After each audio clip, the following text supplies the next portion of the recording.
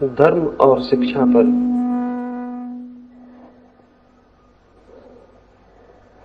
इसके पहले कि मैं कुछ आपसे कहूं, एक छोटी सी कहानी से मैं अपनी बात शुरू करना चाहूंगा।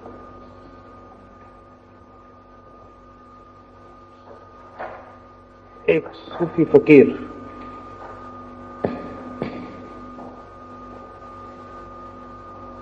एक रात सोया। सोते समय बंद भी कर देना में उस फकीर के मन में एक प्रार्थना थी। परमात्मा के दर्शन की इच्छा थी। रात उसने एक सपना देखा। सपने में देखा कि वो परमात्मा के नगर में पहुंच गया है। बहुत भीड़ भाड़ है रास्तों पर, कोई बहुत बड़ा उत्सव मनाया जा रहा है। उसने पूछा किसी से तो ज्ञात हुआ परमात्मा का जन्मदिन है। एक बहुत बड़े रथ पर एक बहुत प्रतिभाशाली व्यक्ति सवार है। पूछा यही परमात्मा है? ज्ञात हुआ नहीं, ये तो राम है। और उनके पीछे राम के हजारों लाखों भक्त थे। फिर और पीछे घोड़े पर सवार कोई बहुत महिमाशाली व्यक्ति है। पूछा ये परमात्मा है? ज्ञात हुआ वो तो मोहम्मद है और उनके पीछे उनके भक्त हैं। और ऐसे वो शोभा यात्रा लंबी होती गई। क्राइस्ट निकले और महावीर और बुद्ध और जरथुस्त्र, और धीरे धीरे शोभा यात्रा समाप्त हो गई। और सबसे अंत में एक बहुत बूढ़ा आदमी एक घोड़े पर निकला जिसके साथ कोई भी नहीं रहा। उसे देखकर, उस फकीर को देखकर हंसी आने लगी। किसी से उसने पूछा कि ये कौन पागल है जो अकेला घोड़े पर सवार है और जिसके साथ कोई भी नहीं? तो ज्ञात हुआ वो परमात्मा है। उसे बहुत हैरानी हुई और उसने पूछा कि राम के साथ बहुत लोग हैं, क्राइस्ट के साथ बहुत लोग हैं, बुद्ध और महावीर के साथ बहुत लोग हैं, मोहम्मद के साथ बहुत लोग हैं, लेकिन परमात्मा के साथ कोई क्यों नहीं? ज्ञात हुआ सारे लोग मोहम्मद, महावीर और राम में बट गए हैं। परमात्मा के लिए कोई बचा नहीं। उसकी घबराहट में नींद खुल गई। उसने कभी सोचा भी नहीं था। वो बहुत घबराया, लेकिन ये स्वप्न में इसलिए आपसे कह रहा हूं ताकि मैं ये आपसे कह सकूं कि वस्तुतः ऐसी ही स्थिति सारी दुनिया में घट गई है। हिंदू हैं, मुसलमान हैं, ईसाई हैं, जैन हैं, लेकिन धार्मिक कोई भी नहीं। धार्मिक होना बहुत अलग बात है हिंदू होने से, मुसलमान होने से। इसके पहले कि मैं धर्म और शिक्षा के संबंध में आपसे कुछ कहूं, यह कह देना जरूरी है कि धर्म से मेरा अर्थ हिंदू, मुसलमान और जैन से नहीं, ईसाई और पारसी से नहीं है। जब तक कोई मनुष्य हिंदू है या मुसलमान है, तब तक धार्मिक होना असंभव है। और जितने लोग धर्म और शिक्षा के लिए विचार करते हैं और जो लोग शिक्षा के साथ धर्म को जोड़ना चाहते हैं, धर्म से उनका अर्थ या तो हिंदू होता है या मुसलमान होता है या ईसाई होता है। ऐसी धार्मिक शिक्षा धर्म तो नहीं लाएगी, मनुष्य को और अधिक अधार्मिक बनाती। इस तरह की शिक्षा तो कोई 4-5 हजार वर्षों से मनुष्य को दी जाती रही है, लेकिन उसने कोई बेहतर मनुष्य पैदा नहीं किया, उससे कोई अच्छा समाज पैदा नहीं हुआ। विपरीत हिंदू, मुसलमान और ईसाई के नामों पर जितना अधर्म, जितनी हिंसा, जितना रक्तपात हुआ है, उतना किसी और बात से नहीं हुआ। ये जान के बहुत हैरानी होती है नास्तिकों के ऊपर, उनके ऊपर जो धर्म के विश्वासी नहीं है, बड़े पापों का कोई जिम्मा नहीं। बड़े पाप उन लोगों के नाम पर हैं जो आस्तिक हैं। नास्तिकों ने न तो मंदिर जलाए हैं और न मस्जिदें और न लोगों की हत्याएं की। हत्याएं की हैं उन लोगों ने जो आस्तिक हैं। मनुष्य को मनुष्य से विभाजित भी उन लोगों ने किया है जो आस्तिक है। जो अपने को धार्मिक समझते हैं, उन्होंने ही मनुष्य और मनुष्य के बीच दीवार खड़ी की। तो यदि धार्मिक शिक्षा का ये अर्थ हो कि हम गीता सिखाएं, कुरान सिखाएं या बाइबल सिखाएं, तो ये बड़ी खतरनाक शिक्षा होगी। ये शिक्षा धार्मिक नहीं हो सकती,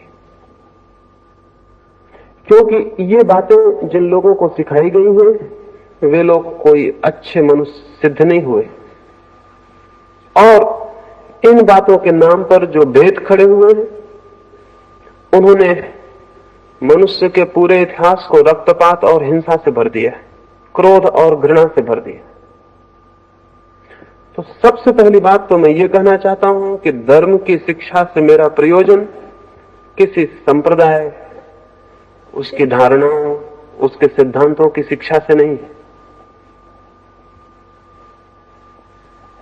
एक बात निषेधात्मक रूप से, यदि हम चाहते हैं कि शिक्षा और धर्म संबंधित हो, तो हमें चाहना होगा कि हिंदू, मुसलमान और ईसाई शब्दों से धर्म का संबंध टूट जाए, तो ही शिक्षा और धर्म संबंधित हो सकते। नहीं तो शिक्षा और धर्म कभी संबंधित न हो सकते हैं, न होने चाहिए। अगर एक धार्मिक सभ्यता पैदा करनी हो, तो वो सभ्यता हिंदू नहीं होगी, वो सभ्यता मुसलमान भी नहीं होगी, वो सभ्यता पूरब की भी नहीं होगी, वो सभ्यता पश्चिम की भी नहीं होगी। वो सभ्यता अखंड मनुष्य की होगी, सबकी होगी, समग्र की होगी। किसी एक अंश और एक खंड की वो सभ्यता नहीं हो सकती, क्योंकि जब तक हम मनुष्यता को खंडित करेंगे, तब तक हम द्वंद्व और युद्ध से मुक्त नहीं हो सकते। जब तक मेरे और आपके बीच कोई दीवार होगी, तब तक बहुत कठिनाई है कि हम एक ऐसे समाज को निर्मित कर सकें जो प्रेम और आनंद में जिए। अभी तो हमने जो समाज निर्मित किया है, कोई 3000 वर्षों में 15,000 युद्ध जमीन पर हुए। 3000 वर्षों में 15,000 युद्ध,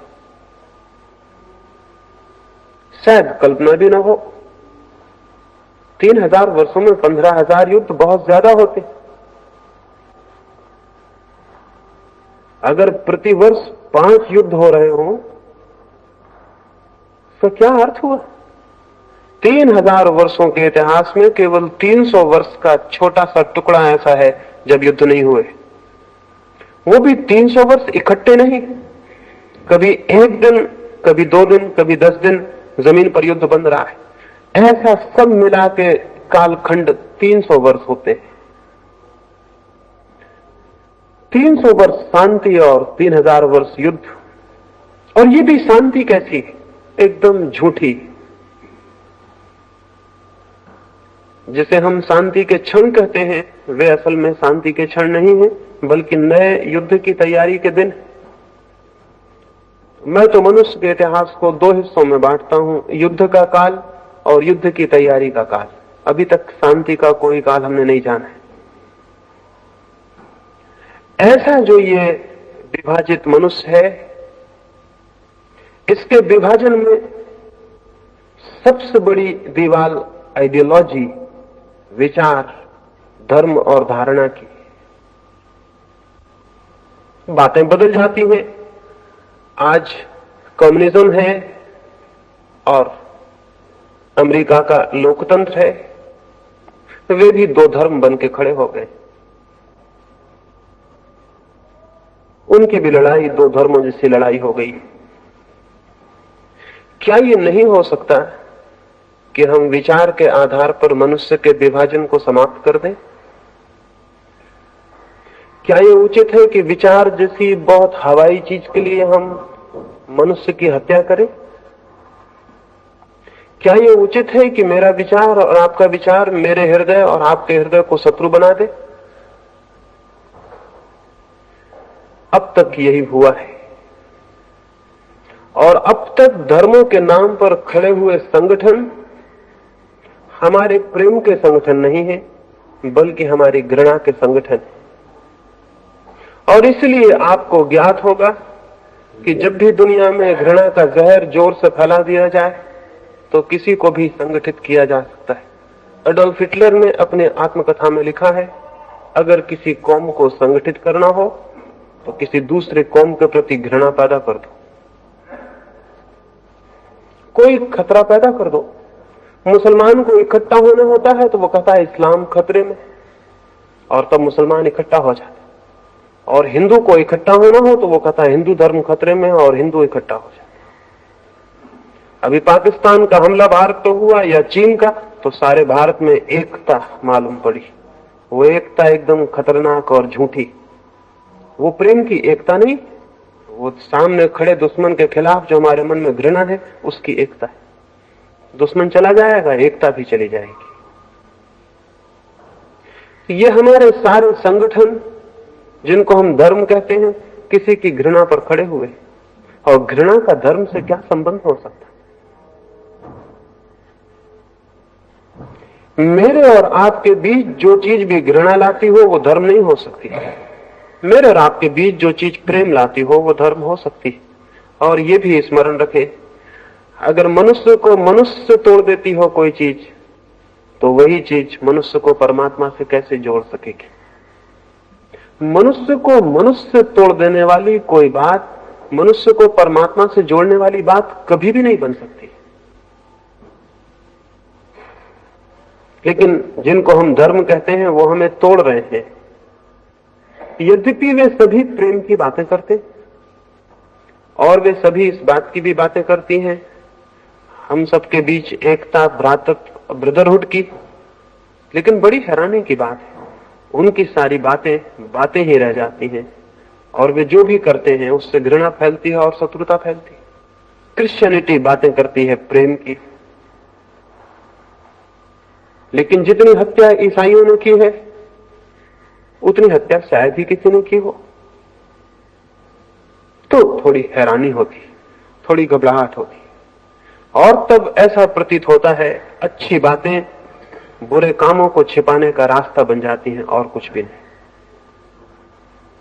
अगर लोगों को मारना हो तो प्रेम के नाम पर मारना बहुत आसान है, और अगर हिंसा करनी हो तो अहिंसा की रक्षा के लिए हिंसा करना बहुत आसान है। और अगर मुझे आपकी जान लेनी हो तो आपके ही हित में जान लेना आसान होगा, क्योंकि तब आप मरेंगे भी और मैं दोषी भी नहीं होऊंगा। तब आप मरेंगे भी, मारे भी जाएंगे और शिकायत भी नहीं कर सकेंगे। तो शैतान ने मालूम है मनुष्य को बहुत पहले यह समझा दिया कि अगर कोई बुरा काम करना हो तो नारा अच्छा चुनना, स्लोगन अच्छा होना चाहिए। जितना बुरा काम हो उतना ऊंचा नारा होना चाहिए। तो बुरा काम छिप जाता है। ये जो धर्मों के नाम पर संगठन है, न तो इनका परमात्मा से कोई संबंध है, न प्रेम से, न प्रार्थना, न धर्म से। ये हमारे भीतर वो जो घृणा है, ईर्ष्या है, हिंसा है, उसके संगठन है। अन्यथा ये कैसे हो सकता था कि मस्जिदें जलाई जाएं, मंदिर जलाए जाएं, मूर्तियां तोड़ी जाएं, आदमी मारे जाएं? ये कैसे हो सकता है? ये हुआ है, होता रहा है। कोई भी धर्म की शिक्षा तभी धार्मिक होगी जब इस सब से उसका संबंध छूट जाए। लेकिन ये सारे धार्मिक लोग चाहते हैं कि बच्चों को धर्म की शिक्षा दी जाए। ये क्यों चाहते हैं? इनकी इतनी उत्सुकता क्या है? इनकी उत्सुकता ये है कि कहीं बच्चे उन घेरों के बाहर न हो जाएं जिन घेरों के भीतर अब तक आदमी जिया है। क्योंकि अगर बच्चे उन घेरों और दीवारों के बाहर हो गए तो पुरानी पूरी की पूरी संस्कृति भूमिसात हो जाएगी, हो जानी चाहिए, उसे रोकने का भी कोई कारण नहीं है। तो पुराने सारे घेरे गिर जाएंगे, पुराने सारे स्वार्थ के केंद्र टूट जाएंगे, पुराना सारा शोषण टूट जाएगा। तो इसलिए हर पीढ़ी अपने बच्चों को अपनी सब बीमारियां दे जाना चाहती है। इसमें उसके अहंकार की भी पूर्ति होती है। इसलिए बाप अगर हिंदू है तो बच्चे को हिंदू बना जाना चाहता है। क्यों? मुसलमान बाप बच्चे को मुसलमान बना जाना चाहता है। और इसके पहले कि बच्चे में विचार पैदा हो, क्योंकि विचार पैदा हो जाए तो हिंदू या मुसलमान होना बहुत मुश्किल हो जाएगा। विचारशील कैसे हिंदू हो सकता है, कैसे मुसलमान हो सकता है? इसलिए बच्चा जब बहुत छोटा हो, जब उसमें विवेक और विचार पैदा ना हुआ हो, तभी ये कीटाणु हिंदू और मुसलमान होने को उसके भीतर डाल दिए जाने चाहिए। तो जब वो होश में आए तब उसके खून में मिल जाए ये जहर, और तब इस जहर से मुक्त ना हो सके। इसलिए सभी ये तथाकथित धार्मिक लोग छोटे छोटे बच्चों को धर्म की शिक्षा दिलाने के लिए बहुत उत्सुक है। इनकी उत्सुकता कोई शुभ नहीं है।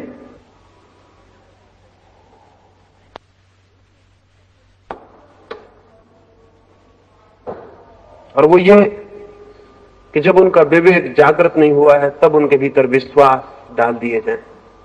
विश्वास तो अंधे होते हैं, विश्वास तो अज्ञान से भरे होते हैं। और जब एक बार मन के अचेतन परतों को विश्वास पकड़ लेते हैं तो विचार के जगने में सदा के लिए बाधा हो जाती है। जो हिंदू है वो सोच नहीं सकता, फिर जो मुसलमान है वो भी नहीं सोच सकता, क्योंकि सोचने में खतरा हो सकता है, सोचने में खुद के विश्वास तोड़ने का डर हो सकता है। इसलिए फिर विचार को रोका जाता है। तो ये जो तथाकथित धर्म है और इनकी जो शिक्षा है वो विचार की शिक्षा नहीं है, वो विश्वास की शिक्षा है। और स्मरण रखिए, अगर विचार की शिक्षा हो तो बहुत दिन तक बहुत धर्म नहीं रह सकते, एक ही धर्म शेष रह जाए। लेकिन अगर विश्वास की शिक्षा हो तो अनेक धर्म हो सकते हैं। आखिर विज्ञान धीरे धीरे सार्वजनीन सत्यों पर आ गया। गणित हिंदू का अलग नहीं होता, मुसलमान का अलग नहीं होता। लेकिन क्या आपको पता है कि पहले गणित अलग होता था? हिंदुस्तान में जैनियों का गणित अलग, हिंदुओं का गणित अलग था। गणित कैसे दो हो सकते? क्या एब्सर्ड, कैसी नासमझी की बात है। गणित दो हो सकते? हिंदुओं की भूगोल अलग, जैनियों की भूगोल अलग थी। भूगोल दो कैसे हो सकती? लेकिन अलग थी।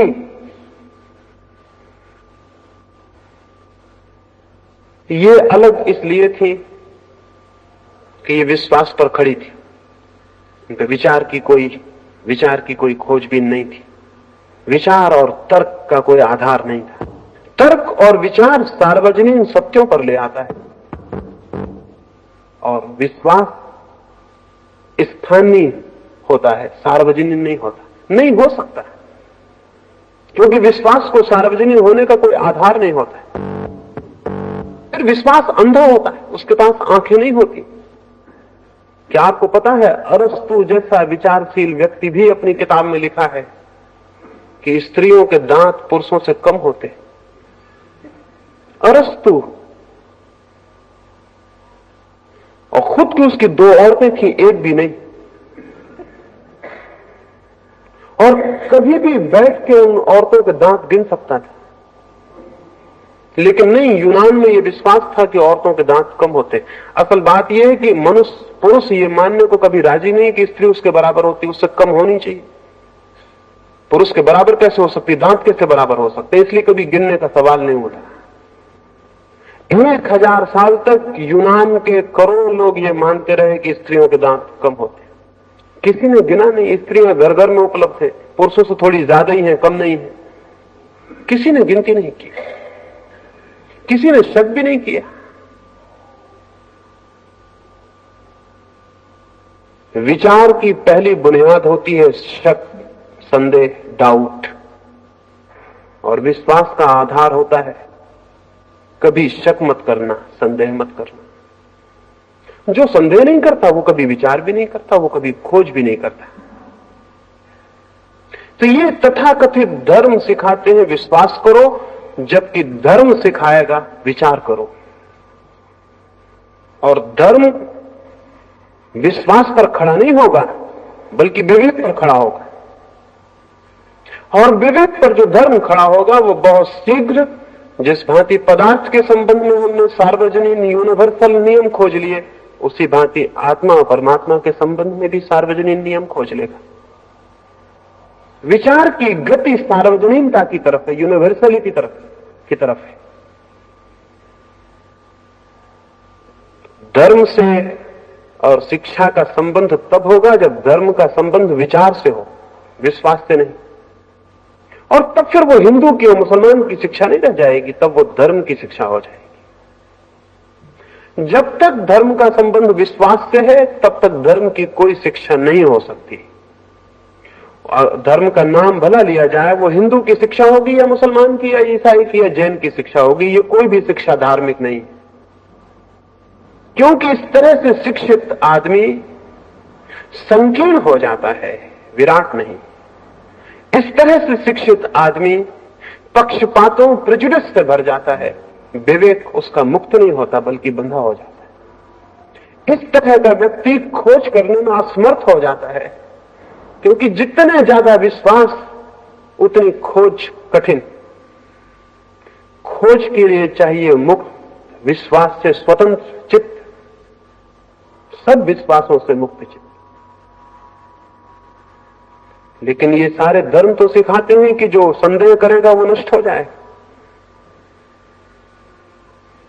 ये कोई धर्म नहीं सिखाते कि तुम विचार करो, क्योंकि हो सकता है कि विचार उन नतीजों पर ले जाए जो उनके नतीजों से मेल न खाएं। इसलिए विचार से ये भयभीत है, सारे धर्म विचार से भयभीत है। इसलिए दुनिया का कोई विकास नहीं हो सका, मनुष्य जाति का विकास नहीं हो सका। जहां विचार से भय है वहां विकास असंभव है। समस्त विकास विचार का विकास है। तो धर्म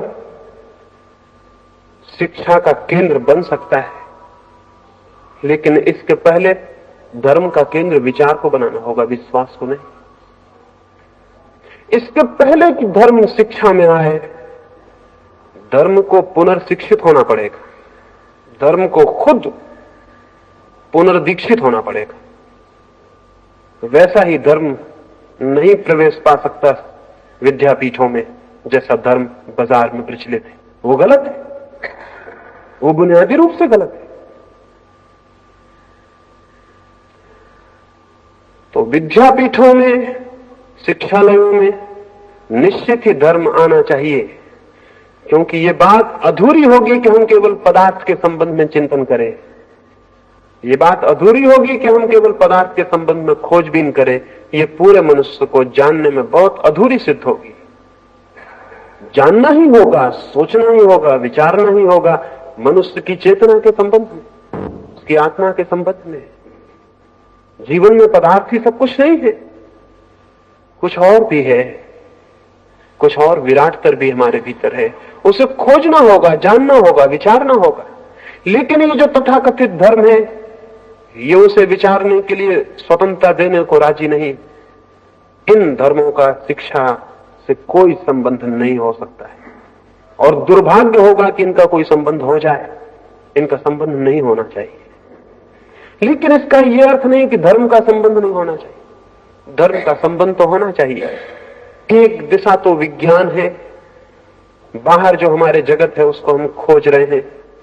एक दिशा धर्म है, भीतर हमारे जो जगत है उसे भी खोजना है। दो जगत है, एक हमारे बाहर है, एक हमारे भीतर है। राबिया नाम की एक फकीर औरत थी। एक दिन सुबह उसके दरवाजे पर उसके एक मित्र ने कहा कि राबिया बाहर आओ, बहुत सुंदर सूरज उग रहा है, बड़ी सुंदर सुबह, इतनी सुंदर प्रभात मैंने कभी नहीं देखी, बाहर आओ। राबिया ने कहा, मित्र मैं तुम्हें निमंत्रण देती हूं कि तुम ही भीतर आ जाओ, क्योंकि तुम जिस सूरज को देख रहे हो और जिस सुबह को, मैं उसके बनाने वाले को भीतर देख रही।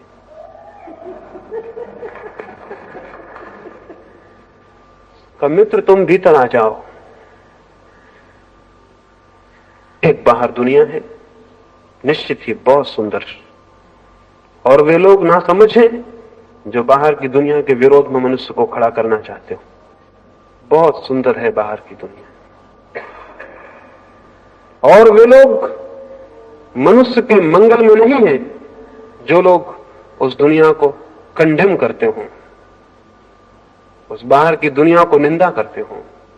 बहुत सुंदर है बाहर की दुनिया, लेकिन और बड़ी सुंदर दुनिया भी एक भीतर है। बाहर की दुनिया पर जो रुक जाता है वो अधूरे पर रुक गया,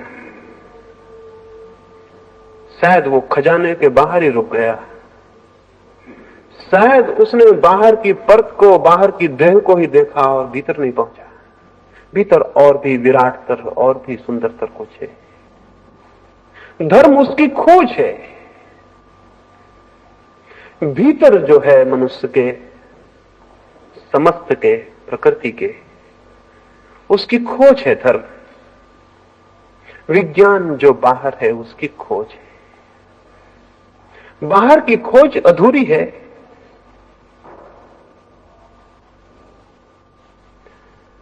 भीतर की खोज से शिक्षा का जरूर ही संबंध होना चाहिए, लेकिन जिन धर्मों को हम जानते हैं उनकी खोज भी भीतर की खोज नहीं है। वे बातें तो परमात्मा की करते, लेकिन बातें एकदम झूठी मालूम पड़ती। उनके मंदिर भी बाहर ही बनते हैं और उनकी मस्जिदें भी बाहर ही बनती,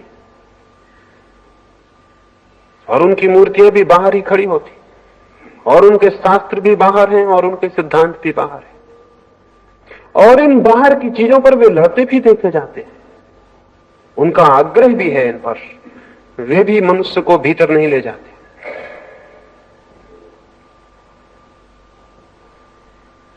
एक निग्रो एक चर्च के द्वार पर एक दिन सुबह सुबह गया और उसने प्रार्थना की उस चर्च के पुरोहित से कि मुझे भीतर आने दे। लेकिन निग्रो, काली चमड़ी का आदमी और सफेद चमड़ी वाले लोगों के मंदिर में कैसे जा सकता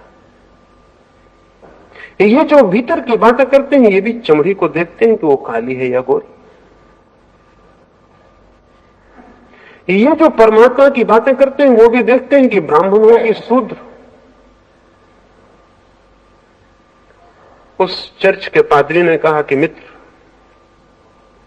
क्या करोगे मंदिर में आकर भी? जब तक मन शांत नहीं है तब तक क्या करोगे आकर? जमाना बदल गया है, इसलिए पुरोहित ने अपनी भाषा बदल ली। पहले भी रोकता था वो, लेकिन पहले वो कहता कि हट शूद्र, यहां कहां तुझे प्रवेश। लेकिन अब जमाना बदल गया, उसे अपनी भाषा बदलनी पड़ी। रोकता वो अब भी। तो उसने ये नहीं कहा कि शूद्र यहां से भाग जाओ, उसने कहा कि क्या करोगे मंदिर में आकर भी? जब तक मन ही शांत नहीं है तो परमात्मा को कैसे जानो? ये बात उसने इस निग्रो से कही, लेकिन सफेद चमड़े के लोग जो रोज आते थे उनमें से किसी से भी कभी ये नहीं कहा था। जैसे वो सब मन उनके शांत हो गए। वो निग्रो सीधा होगा इसलिए चला गया। सीधा होगा तभी तो वो भगवान को खोजने किसी चर्च में गया था। अगर सीधा ना होता तो क्यों किसी चर्च में जाता? भोला भाला होगा, ना समझ होगा, नहीं तो किसी चर्च से भगवान का क्या संबंध है? अपने भीतर जाता, चर्च में क्यों जाता? लौट गया। कोई 10-5 दिन बीत जाने के बाद वो पुरोहित, चर्च का पादरी उसे रास्ते पर मिला और पूछा कि मित्र फिर दिखाई नहीं पड़े। उस निग्रो ने कहा, मैंने रात जाके परमात्मा से प्रार्थना की कि मेरे हृदय को शांत कर, मेरे मन को शांत कर, ताकि मैं तुझे जान सकूं और तुझसे मिल सकूं। रात मुझे एक सपना आया और भगवान मुझे दिखाई पड़े और उन्होंने मुझसे पूछा कि तू किस लिए उस चर्च में जाना चाहता है? मुझसे मिलने? तू बिल्कुल पागल है। 10 साल से मैं खुद ही कोशिश कर रहा हूं, वो पादरी मुझे चर्च के भीतर घुसने नहीं देता।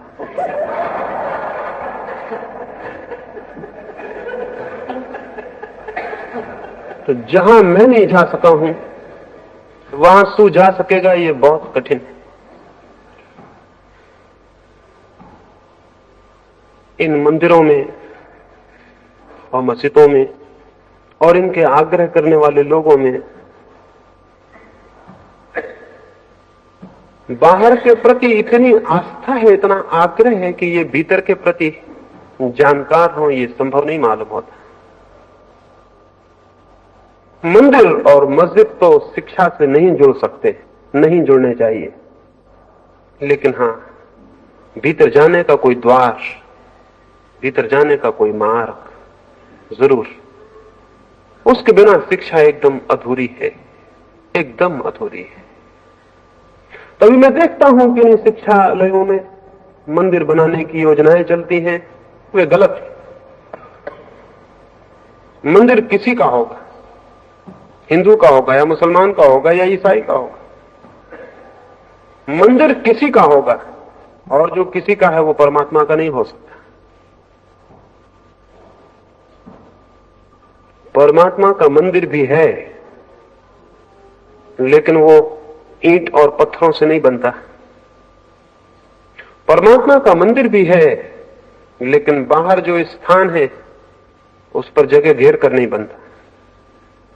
मनुष्य के भीतर जो है चेतना, उससे निर्मित होता है और वही निर्मित होता है। इस स्थान में नहीं, आत्मा में, बाहर नहीं, भीतर, अंतस में। तो अंतस में परमात्मा का मंदिर बने, इस तरफ शिक्षा की दृष्टि न होगी तो शिक्षा बहुत अधूरी होगी, बहुत अधूरी होगी। और अब तक सारी शिक्षा अधूरी रही है और इसलिए अब तक सारी शिक्षा एक लंबी असफलता से ज्यादा नहीं। 20-25 वर्ष की उम्र तक हम शिक्षित करके युवक को दुनिया में भेजते, वो एकदम अधूरा आदमी होता है। उसे जीवन में जो भी केंद्रीय है उसका कोई पता नहीं होता, जीवन में जो भी मूल्यवान है उसका उसे कोई पता नहीं होता। जीवन में जो क्षुद्र है वो केवल उसकी गणना सीख कर ही आता है। और तब 25 वर्ष तो उसने क्षुद्र को सीखने में गंवाए होते हैं, शेष जीवन उस क्षुद्र के व्यवहार में गंवा देता है। सम्यक शिक्षा धर्म विहीन नहीं हो सकती, क्योंकि सम्यक शिक्षा मनुष्य के अंतःकरण की शिक्षा ही होगी। क्या है हमारे भीतर और कैसे वो शिक्षित हो सकता है? क्या कुछ सिद्धांत हम सिखाएं? क्या हम सिखाएं बच्चों को कि ईश्वर है? क्या हम सिखाएं कि आत्मा है, परलोक है, स्वर्ग नरक है, मोक्ष है? ये सिखाएं? नहीं। इस तरह की शिक्षा भी मनुष्य को भीतर नहीं ले जा सकती। इसलिए कि जो भी हम सिखा देते हैं वो हमारे भीतर जाकर हमारा पक्ष, हमारी प्रेजुडिस बन जाती। एक छोटे से अनाथालय में मैं गया, वहां कोई 100 बच्चे थे और अनाथ बच्चे, तो उनको तो जो भी शिक्षा देनी हो दी जा सकती, कोई कठिनाई नहीं। तो उनको धर्म की शिक्षा दी जाती थी, क्योंकि अनाथ बच्चों को तो कुछ भी सिखा सकते हैं आप, जो भी सिखाना चाहें। अब उनका कोई मां बाप ही नहीं, तो उनको धर्म की शिक्षा दी जाती थी। मुझे अनाथालय के संयोजकों ने कहा कि हम यहां धर्म की शिक्षा देते, तो मैंने उनसे कहा कि मैं अभी तक समझ ही नहीं पाया कि धर्म की शिक्षा कैसे हो सकती है। धर्म की साधना हो सकती है, शिक्षा नहीं। इसमें थोड़ा सा मैं फर्क करता हूं, और वही धर्म की शिक्षा है, धर्म की साधना। तो मैंने कहा शिक्षा क्या देते होंगे, खैर मैं देखूं। तो उन्होंने कहा आप इनसे कोई भी प्रश्न पूछिए, ये बराबर उत्तर देंगे कि ये हो सकता है। उन्होंने खुद ही पूछा ईश्वर है, उन छोटे छोटे बच्चों ने हाथ उठा के हिलाए कि हाँ ईश्वर है। उन्होंने पूछा ये आत्मा है, उन बच्चों ने कहा आत्मा है। उन्होंने पूछा आत्मा कहां है, उन सब बच्चों ने अपने हृदय पर हाथ रखे और कहा कि आत्मा यहां है। जैसे हम मिलिट्री में लेफ्ट राइट करना सिखा देते हैं, ऐसे ही उन्होंने उनको ये सिखा दिया। उनको ये सिखा दिया कि तो उनका हाथ हृदय पे चला गया, आत्मा कहां है, तो उन्होंने कहा यहां। मैंने एक छोटे बच्चे से पूछा कि हृदय कहां है, उसने कहा ये तो हमें बताया नहीं गया।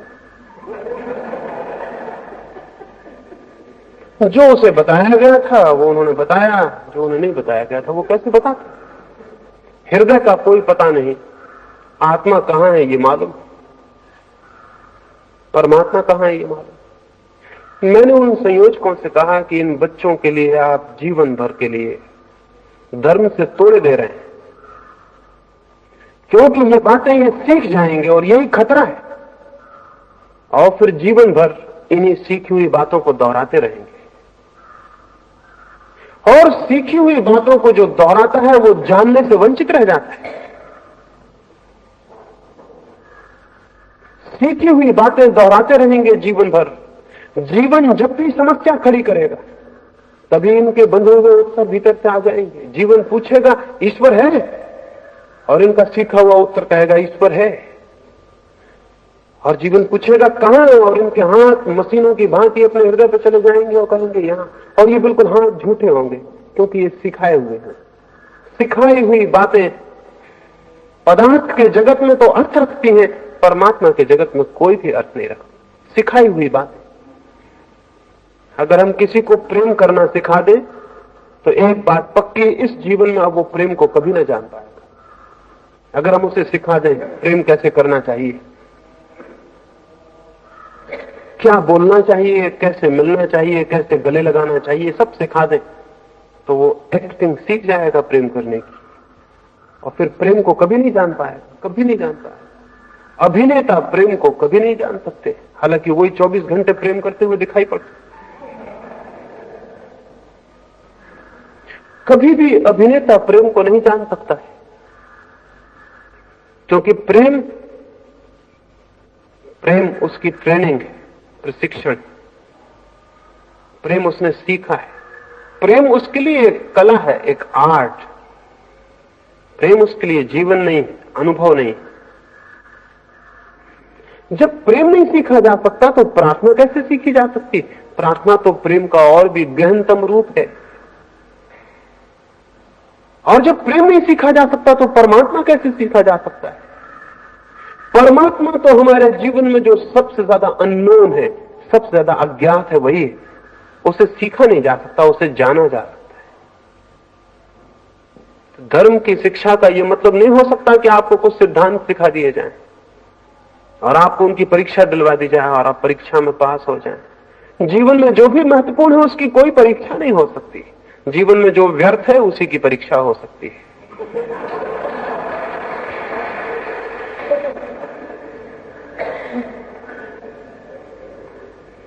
इसलिए जो लोग परीक्षाएं पास करके इतरा जाते हैं वो बिल्कुल पागल है, क्योंकि परीक्षा तो किसी महत्वपूर्ण तत्व की नहीं हो सकती। परीक्षाएं जहां समाप्त हो जाती हैं वहीं शिक्षा शुरू होती है। जहां तक परीक्षाएं चलती हैं वहां तक आप बचपन में, वो सब बच्चों की बातें हैं। जीवन की प्रौढ़ता बड़ी और बात है। तो धर्म जाना जा सकता है, सिखाया नहीं जा सकता। कोई दूसरा आपको नहीं सिखा सकता। कोई सिद्धांत, कोई उपदेश आपको धार्मिक नहीं बना सकते। फिर क्या करें, क्या हो? हम बीज बो देते हैं,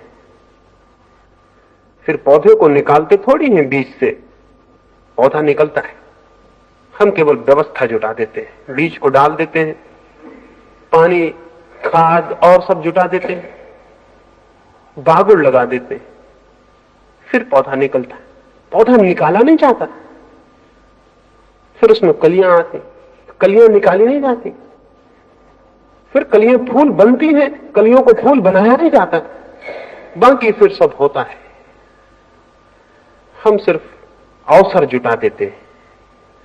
धर्म की शिक्षा नहीं हो सकती, धर्म का बीज विकसित हो सके इसका शिक्षालयों में अवसर जुटाया जा सकता है,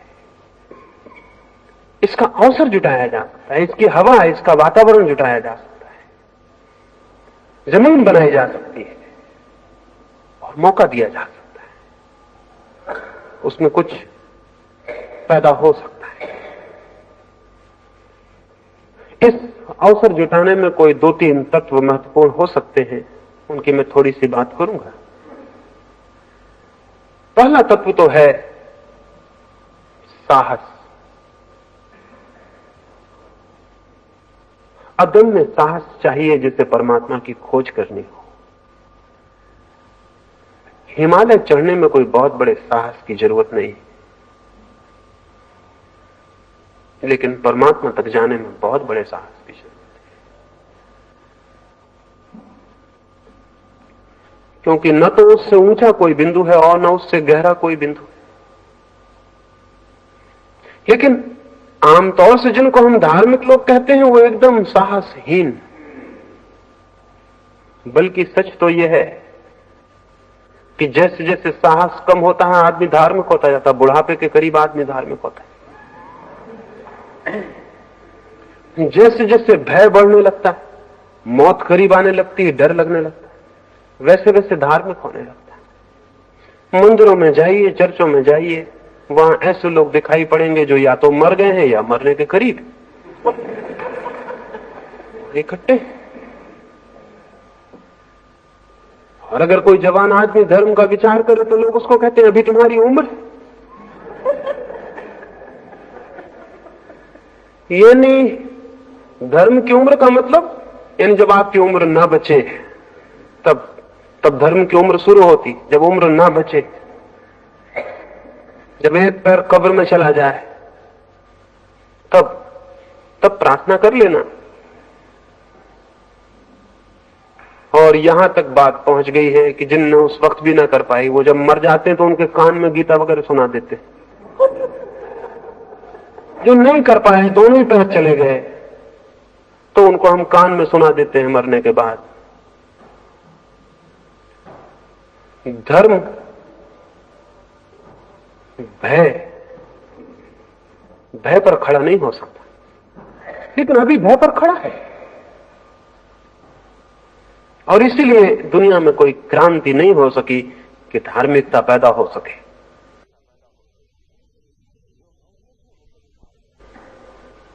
जो भयभीत है वो कभी धार्मिक नहीं हो सकता, क्योंकि भयभीत मन खोज करने में समर्थ नहीं रह जाता। अभय चाहिए, फियरलेसनेस चाहिए, एकदम अभय चाहिए। यानी उस सीमा तक अभय चाहिए कि अगर परमात्मा को भी इंकार करना पड़े तो इंकार किया जा सके। उस सीमा तक अभय चाहिए। इसलिए नास्तिकता को मैं आस्तिकता की पहली सीढ़ी कहता हूं। जो आदमी नास्तिक ही नहीं हो सकता वो कभी आस्तिक नहीं हो सकेगा, कभी आस्तिक नहीं हो सकेगा। नास्तिकता पहली सीढ़ी है।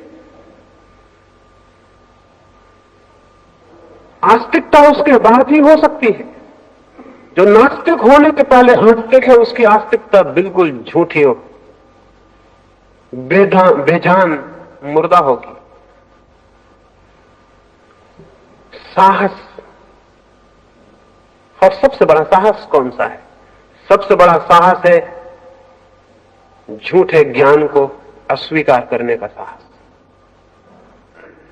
अगर तुम्हें पता नहीं है कि ईश्वर है तो कभी राजी मत होना मानने को कि ईश्वर है। अगर तुम राजी हो गए फिर जान नहीं पाओगे। राजी मत होना अगर तुम्हें पता नहीं है। अगर तुम्हें पता नहीं है कि ईश्वर है तो तुम कहना कि मुझे पता नहीं है कि ईश्वर है। चाहे कोई तुम्हें कितना ही झुकाए, चाहे प्रलोभन दे कि स्वर्ग जाओगे अगर ईश्वर को मानोगे, और चाहे भयभीत करे कि नर्क भेज देंगे अगर ईश्वर को नहीं मानोगे, तो तुम नर्क जाने को राजी हो जाना, स्वर्ग जाने की फिक्र छोड़ देना। लेकिन कहना कि मैं भी जानता नहीं हूं, तो मैं भी मानने को राजी नहीं हो सकता। इतना साहस न हो तो ईश्वर की खोज नहीं हो सकती, धर्म की खोज नहीं हो सकती। भयभीत लोग क्या करेंगे? भयभीत लोग अपने भय के कारण ही कुछ भी मानने को राजी हो जाते हैं, कुछ भी मानने को राजी हो जाते हैं। सबके भीतर भय है मरने का कि कहीं मर न जाएं। इसलिए जो कौम जितनी ज्यादा मरने से डरती है, वो कौम उतनी ही आत्मा की अमरता में विश्वास करने लगती है। ये हमारी कौम, यहां जितने मरने से डरने वाले लोग हैं जमीन पर और कहीं भी नहीं। तो ये कौम आत्मा की अमरता में खूब निष्ठा रखती है। क्यों? ये निष्ठा कोई आपके ज्ञान के कारण नहीं है, मरने का डर कि कहीं मर न जाए। तो कम से कम एक बात तो तय है कि आत्मा अमर है, शरीर मरेगा मरेगा, हम थोड़ी मरने वाले, मैं तो बचूंगा। ये जो मरने का भय है, ये आपकी आत्मा का विश्वास बना हुआ है। ये विश्वास बिल्कुल झूठा है, ये भय पर खड़ा हुआ है। इस विश्वास का कोई भी मूल्य नहीं, ये विश्वास धार्मिक नहीं है। ये केवल भयभीत रुग्ण चित्त की आस्था है, सुरक्षा है, सिक्योरिटी घबराहट में पकड़ ली गई। शिक्षा भय को अलग करे, साहस के लिए तैयार करे। पहली बात, अगर धार्मिक जीवन को जन्म देना है तो एक अदम्य साहस पैदा करना पड़े, भय से मुक्त करना पड़े। अभी सारा धर्म भयभीत है, भय से ग्रसित है। सारी हमारी नैतिकता भय पर खड़ी है। चौरस्ते पर पुलिस वाला खड़ा हुआ है और सबसे बड़ा पुलिस वाला हमने परमात्मा खड़ा कर रखा है ऊपर। इधर पुलिस वाला डरवाए हुए है कि चोरी मत करना, उधर परमात्मा डरवाए हुए कि चोरी मत करना। पुलिस वाले में और परमात्मा में हमने एक आंतरिक संबंध बना रखा है। ये डरवाता है कि इधर सजा करवा देंगे, और अगर इससे बच गए तो उस बड़े पुलिस वाले से बच ही नहीं सकते, वो नरक भेज देगा, वो वहां आग में डालेगा और ये करेगा। और इस भय पर जो नीति खड़ी होती, जो धर्म खड़ा होता है, वो थोथा होता है, झूठा होता है। उसकी प्राणों में कोई गति नहीं होती, उसमें प्राणों में कोई बल नहीं होता। तो स्मरण रखना, धर्म का पहला सूत्र है अभय। इसलिए भय के कारण किसी सिद्धांत को कभी अंगीकार मत करना, कभी स्वीकार मत करना। अच्छा है अज्ञान में मर जाना, लेकिन झूठे ज्ञान में जीना बहुत बुरा है। क्योंकि जो आदमी झूठे ज्ञान को स्वीकार कर लेता है, उसका अज्ञान ढक जाता है। अज्ञान मिटता नहीं, अज्ञान ढक जाता है। और जब अज्ञान ढक जाता है तो ज्ञान की खोज की प्रेरणा नष्ट हो जाती है, फिर कोई प्रेरणा नहीं रह जाती। अगर मेरे पैर में फोड़ा है और मैं उसको ढांक लूं तो मुझे दिखाई न पड़े, आपको दिखाई न पड़े, इससे फोड़ा समाप्त नहीं होता। बल्कि न दिखाई पड़ने से फोड़ा फिर अबाध गति करता है, निश्चिंत होकर गति करता है, फैलता है शरीर में।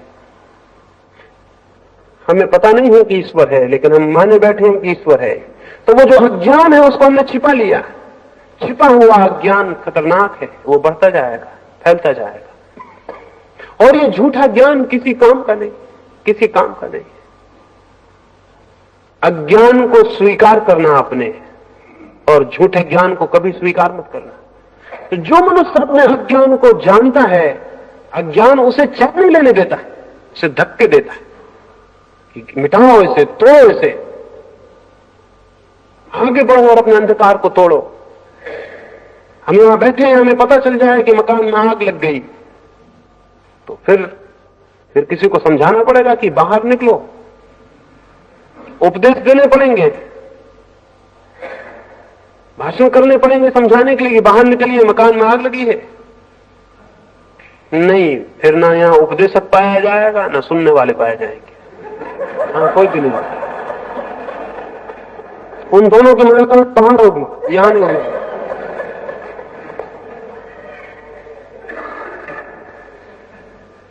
ये जो जीवन है हमारा, इसका अज्ञान अगर हमें दिखाई पड़ने लगे तो अज्ञान लपटों की भांति चारों तरफ अंधकार, अज्ञान अपने आप गति लाता है कि बाहर निकलो, इसके बाहर उठो। कोई अज्ञान से सहमत होने को राजी नहीं है। झूठे ज्ञान ने लोगों को सहमत करने के लिए राजी बना दिया। दुनिया में कोई अज्ञान को सहने के लिए राजी नहीं है, लेकिन झूठे किताबी ज्ञान ने, उपदेशों ने लोगों को राजी बना दिया, अज्ञान को सहमत होने के लिए तैयार कर दिया। हम अपने अज्ञान से सहमत हो जाते हैं। हमारे अज्ञान को रोकने में उन लोगों ने सहायता पहुंचाई है जिन्होंने हमें ज्ञान सिखा दिया है।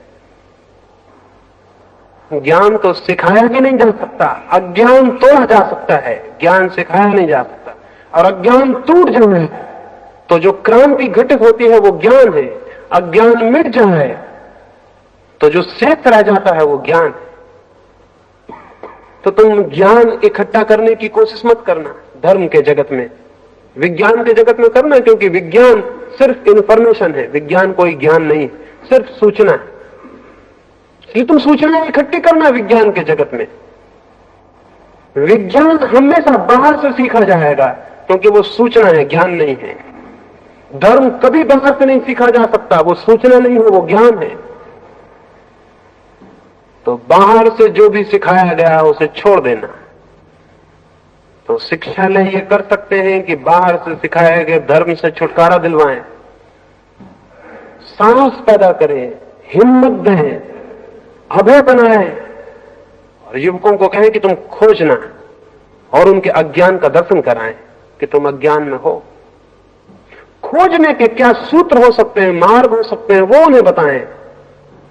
खोजने का पहला सूत्र है अशांत चित्त कभी कुछ खोज नहीं सकता। अशांत चित्त कैसे खोजेगा? अशांत चित्त तो अपनी अशांति में इस भांति आबद्ध हो जाता है कि खोज असंभव हो जाती है। खोज के लिए चाहिए शांत चित्त, खोज के लिए मौन चित्त, खोज के लिए चाहिए गहरी शांति। तो चित्त कैसे शांत हो, उसकी दिशा, चित्त कैसे मौन हो उसकी दिशा, चित्त कैसे निर्विचार हो उसकी दिशा, इसकी भूमिका शिक्षा में जुटाई जानी चाहिए। अभी तो हम जो कर रहे हैं वो उल्टा कर रहे हैं। अभी तो हम मौन होना बिल्कुल भी नहीं सिखाते। अभी तो हम विचार से भरते हैं, और जितना जो व्यक्ति विचार से भर जाता है समझते उतना ज्यादा शिक्षित हो गया। इसलिए आपको पता है जिन मुल्कों में शिक्षा बढ़ती जाती है उन मुल्कों में पागलों की संख्या भी बढ़ती जाती है। क्योंकि अगर हम विचार ही विचार की शिक्षा दें और मौन की कोई शिक्षा ना हो तो विचार की अति जो तनाव पैदा करेगी उससे विक्षिप्तता आएगी, उससे पागलपन आएगा। पश्चिम के तो बड़े विचारक, करीब करीब सभी बड़े विचारक, बड़े कवि, बड़े चित्रकार बिना पागल खाने जाए बिना छूटते नहीं। बल्कि अब तो मुझे ऐसा लगने लगा कि जो पागल खाने नहीं जाता वो थोड़ा मीडियाकर है, वो जीनियस नहीं है, वो प्रतिभाशाली नहीं है, छोटा मोटा है इसलिए नहीं जाता, बच जाता है। लेकिन बड़ा विचारक तो जाता ही। सभ्यता जैसे जैसे विकसित हुई है पागलपन बढ़ा है। ये क्यों? ये विचार का अति टेंशन है, अति तनाव है। हम सिर्फ एक आदमी को हम चलना चलना सिखा दें और रुकना ना सिखाएं तो क्या होगा? पागल नहीं हो जाएगा। उसको चलना सिखाएं, रुकना ना सिखाएं, ठहरना ना सिखाएं, वो चलते ही रहे तो क्या होगा? तो क्या होगा? उसके पैर चलते ही रहे तो या तो पागल होगा या मर जाएगा या थक के बेहोश होकर गिर जाएगा। हम उसे विश्राम ना सिखाएं तो क्या होगा? एक आदमी को हम जागना सिखाएं और सोना ना सिखाएं तो क्या होगा? तो हम विचार सिखाते, निर्विचार बिल्कुल नहीं सिखाते, उसे मौन, साइलेंस बिल्कुल नहीं सिखाते। तो उसका परिणाम क्या होगा? ये विचार की अति मस्तिष्क को इतने तनाव से भर देगी कि उस तनाव का अंतिम परिणाम यही हो सकता है कि मस्तिष्क टूट जाए, स्नायु जवाब दे दें, वो पागल हो जाए। ये हो रहा है। और डर तो ये है कि इतनी तीव्रता से हो रहा है कि पूरी सभ्यता के पागल हो जाने का डर, पूरा डर है इस बात कि कहीं पूरी मनुष्य जाति एक साथ पागल ना हो जाए। पता हमको बिल्कुल ना चलेगा पता इसलिए नहीं चल रहा कि हम भी उतने पागल, बगल वाला भी उतना पागल, इसलिए पता चलना बहुत कठिन होगा। कभी भी पता नहीं चल रहा। पता नहीं चलने का कारण ये नहीं है कि अभी कोई हालत बहुत अच्छी है, पता न चलने का कारण यह कि सबकी हालत एक जैसी है।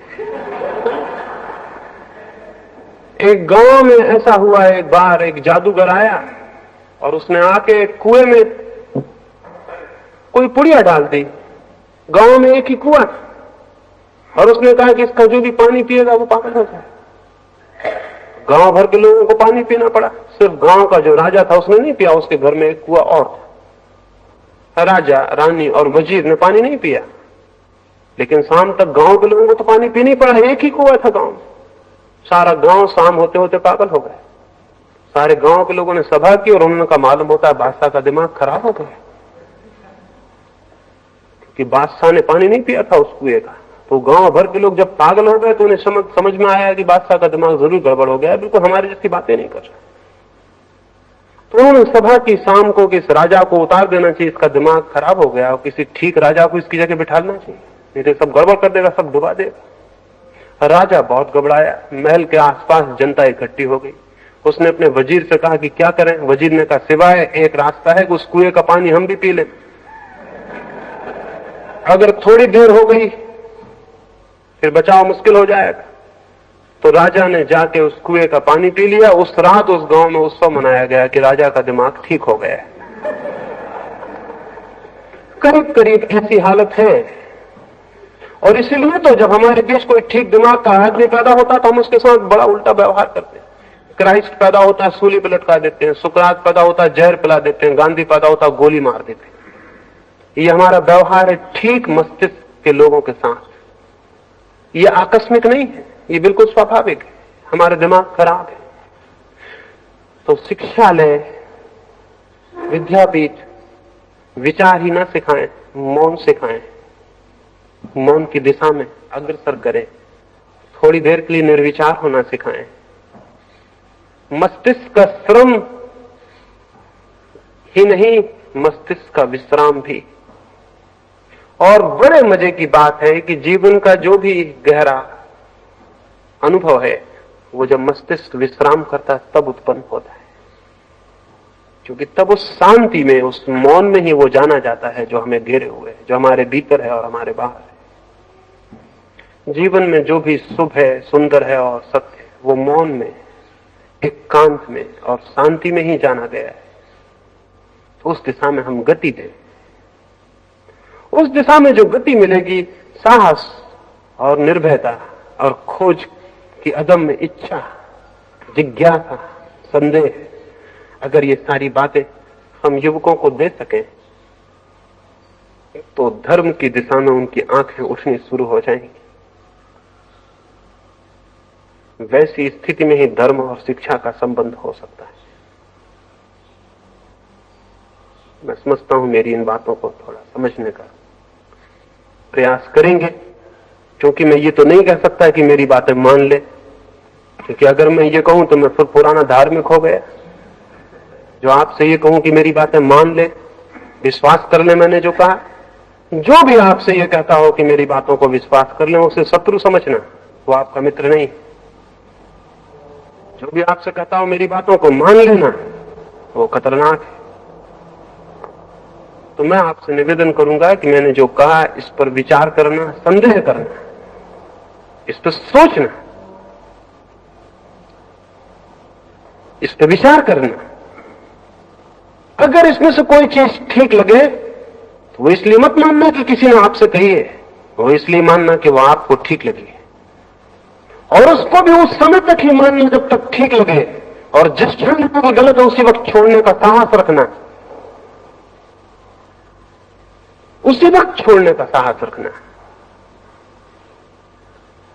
इस भांति जो व्यक्ति विचार करता है, खोजता है, निर्णय लेता है, उसके जीवन में विकास होता है, गति होती है। और ये बात असत्य है कि विश्वास और श्रद्धा से धर्म मिलता है, ये एकदम असत्य है।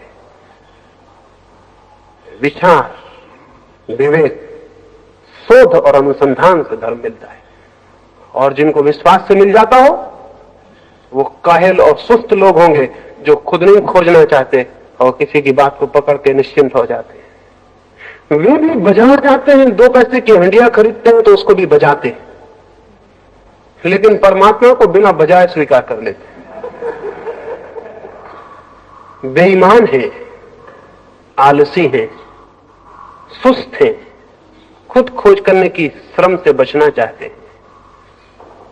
और स्मरण रखें, दूसरों की आंखों से कोई भी कभी नहीं देख सकता, अपनी आंख चाहिए। मेरी आंख से आप नहीं देख सकते, आपकी आंख से मैं नहीं देख सकता हूं। लेकिन उपदेशकों के हित में यही है, पुरोहितों के हित में यही है कि वो कहें तुम्हें आंखों की क्या जरूरत है, हमारे पास आंखें हैं, हमारी आंखों से देख लो। उनके लिए हित में है, क्योंकि लोग जितने ज्यादा अंधे होंगे उतनी ही बड़ी भीड़ उनके पीछे खड़ी होगी, और लोग जितनी भेड़ों की भांति होंगे उतना ही ज्यादा उनका अनुगमन होगा और शोषण होगा। धर्म मनुष्य को विवेक और तेज युक्त बनाता है, और ये तथाकथित धर्म उसको विवेकहीन, तेज शून्य और भेड़ जैसा बना देते हैं। एक अध्यापक ने मुझे कहा, उन्होंने अपने गांव के एक छोटे से स्कूल में बच्चों से पूछा कि एक बगीचे के भीतर 11 भेड़ें बंद हैं, अगर उनमें से 5 छलांग लगा के बाहर निकल जाएं तो पीछे कितनी बचेंगी? एक छोटे से बच्चे ने कहा कि बिल्कुल भी नहीं। उन्होंने कहा तो कैसा पागल है, 11 भेड़ें बंद है, 5 छलांग लगाएंगी तो कितनी बचेंगी? उस बच्चे ने कहा, आप गणित जानते होंगे, मैं भेड़ों को जानता हूं, भेड़ें मेरे घर में है, एक भी नहीं बचेगी, क्योंकि जहां 5 गई वहां बाकी 6 भी चली जाएंगी, पीछे कोई बचने वाला नहीं। तो उसने कहा, आप गणित जानते होंगे, मैं भेड़ों को जानता हूं, गणित का मुझे पता नहीं, लेकिन भेड़ एक ना बचेगी पीछे। ये सारे धर्मशास्त्री, धर्म पुरोहित, ये हिंदू और मुसलमान और मस्जिद और मंदिर वाले लोग चाहते हैं मनुष्य ना हो दुनिया में, भेड़ें हो। राजनीतिज्ञ भी यही चाहते हैं कि भेड़ें हो। दुनिया के तथाकथित सभी तरह के नेता, चाहे वो धर्म के नेता हो चाहे राज के नेता हो, वो सभी चाहते हैं कि भेड़ें हो, क्योंकि भेड़ें अनुगमन करने में बड़ी कुशल होती हैं और कभी इंकार नहीं करती। ये जितने भी शोषण करने वाले लोग हैं वो सभी यही चाहते हैं। तो मैं आपसे निवेदन करूंगा, अगर धार्मिक बनना है तो भेड़ कभी मत बनना, किसी की भी भेड़ मत बनना, तो ही खुद का विवेक मुक्त होगा, खुद की आंख जगेगी। न तो किसी के अनुयायी बनने की जरूरत है और न किसी के अपना अनुयायी बनाने की जरूरत है। धर्म की खोज एक एक मनुष्य की वैयक्तिक खोज है, कोई सामूहिक उपक्रम नहीं। प्रेम मैं अकेला करता हूं, न किसी का अनुगमन करता हूं, न किसी को नेता मानता हूं। प्रार्थना भी मैं अकेला ही करूंगा, परमात्मा भी मैं अकेला ही खोजूंगा। इतने साहस से, इतने हिम्मत से, इतने आत्मविश्वास से जो गति करता है वो एक दिन जरूर उसको पा लेता है जो पा लेने जैसा है। उसे कैसे हम पा सकते हैं उसके संबंध में कुछ और मैं संध्या बात करूंगा। मेरी बातों को इतने प्रेम और शांति से सुना है, उससे बहुत बहुत अनुग्रहित हूं। और अंत में सबके भीतर बैठे परमात्मा को प्रणाम करता हूं। मेरे प्रणाम स्वीकार।